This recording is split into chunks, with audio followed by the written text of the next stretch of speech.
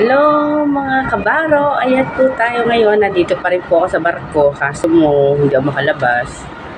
Dito po tayo ngayon sa Genoa, Italy. Kita niyo, ang ganda ng mga building. Tsaka tingnan, dikit-dikit siya. Tsaka alam niyo yun, ang ganda-ganda niyan tingnan. O meron ba niyan sa atin, sa Pilipinas? Kasi syempre maganda pa rin ang Pinas para sa atin.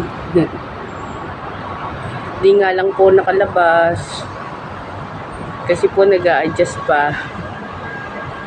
Tingnan nyo po, Genoa, Italy. Para ko na rin po kayo ipinasyal.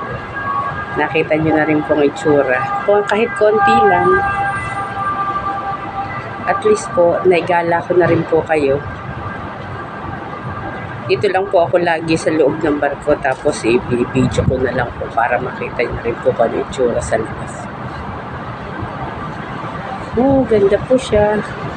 Medyo mainit.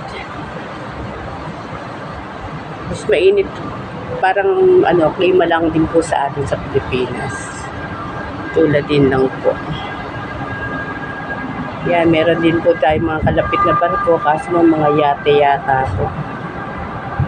Yung sa may dulo. Nakita nyo po siya, mga Hapag-Lloyd, yung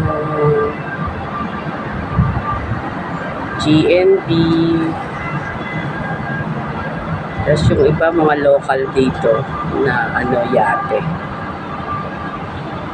Okay po, at least po nakita nyo ng kaunti ang Genoa, Italy. So next time po ulit sa sunod na puerto, kita-kits po tayo.